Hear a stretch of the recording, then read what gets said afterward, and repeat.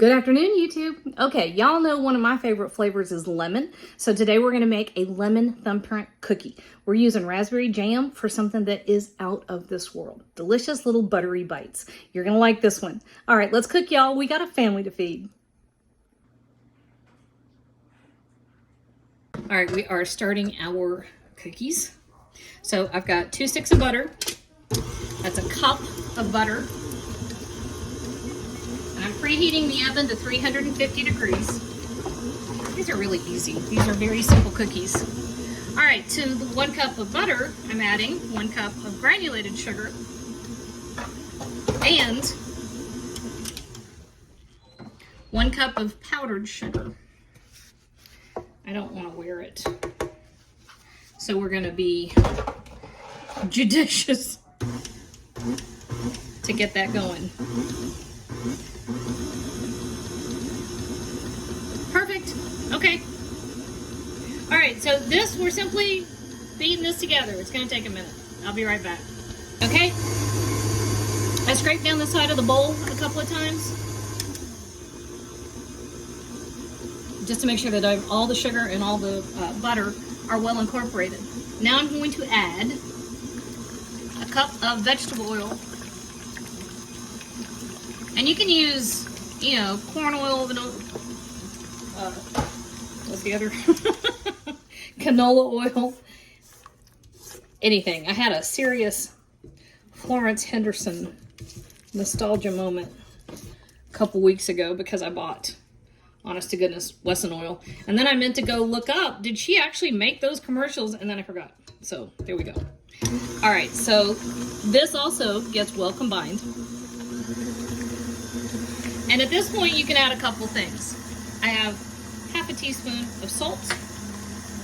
I have a teaspoon of cream of tartar. I have a teaspoon baking powder. And you can whisk that into your flour if you want to. I think it's a little bit easier to get an even distribution at this particular stage. I think I'm probably committing some kind of baking heresy, but it works for me, so I'm a heretic. Which is, I'm fine. Scrape down your bowl. You really can't do that. Well, I mean, I guess you could, if that's all you're doing and you're never progressing, you could do it too much, but you really can't do it too much. All right. To this, we are adding the zest from 1 lemon, which of course stuck to my bowl. Why did it do that?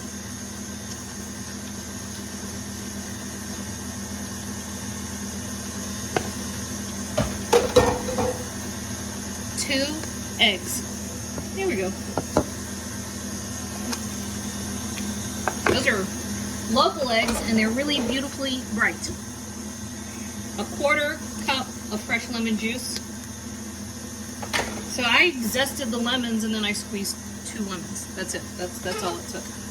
All right, and then I've got 5 1/4 cups of flour, which I'm going to turn this down or off. Let's just turn it off. And we're going to incorporate this in several batches. You don't have to be too precious about it. My big thing is I don't want to wear it. So flour and powdered sugar, I treat with caution.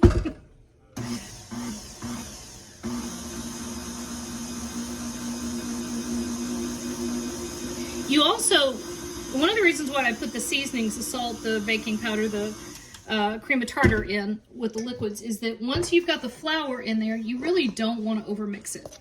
You want it really well incorporated. And one typical trick, of course, is to add your powdered ingredients to the flour and whisk that really well. By the time I started, from the time I went from being a kid who obsessed about food and baking and that kind of stuff and really just winging it with everything, and I actually started paying attention and reading the recipes I was trying to create, I had been doing it this other way for so long that I just kept doing it. I should probably be one of those things where do as I say and not as I do, and I should tell you to put it in the flour. But here we are. And I said what I said. All right, there is a puddle at the bottom of the mixing bowl that's underneath all of our ingredients that is not well incorporated. And so make sure you're picking that up.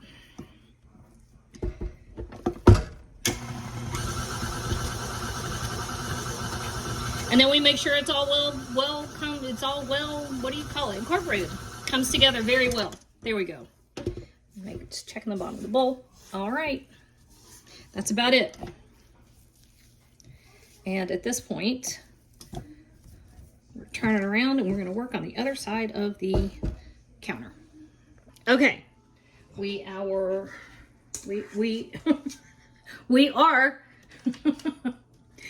dishing out our cookies. So my little cookie scoop here is 1.5 tablespoons. I know that because it's printed right on there. And you just plop them out. Whoop, plop them out. Roll them up.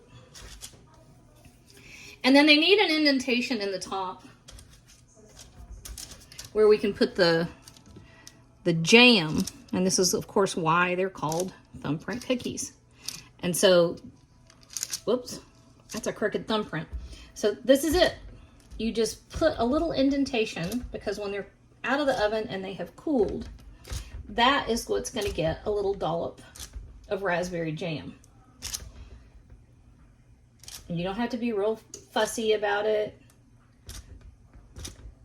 You really are just, you know, making a pocket. Just like that. All right. So these are going to go in the oven for about 12 minutes. You don't want them to get to the point where they're brown. These you really kind of underbake. They're supposed to be delicate and soft. If you overbake them and take them to the point where they get golden brown, you've gone too far. They just aren't the same. You want that buttery, sweet, little delicate mouthful. All right, so in the oven, I'm gonna mark it at 12 minutes. I'm gonna check them. And there we go. 12 minutes is perfect. This is what you're looking for. You get a little golden on the bottom, but that's fabulous. And then check this out. See that? It's beautiful, slightly sweet, buttery. Okay, and then I have raspberry jam. It's kind of a classic. And I overfill mine. You're not supposed to use this much. I think most recipes say 1/2 teaspoon, which is like, it's like, why bother? Seriously. If you're going to put jam on something, make it worth having. Okay. So there, that's it. That is literally it. These have been out of the oven long enough that they cool down slightly so the jam doesn't melt. But honestly, if your jam melts, I'm not going to talk about you. This is a perfect little lemony thumbprint cookie. That'll make anybody happy.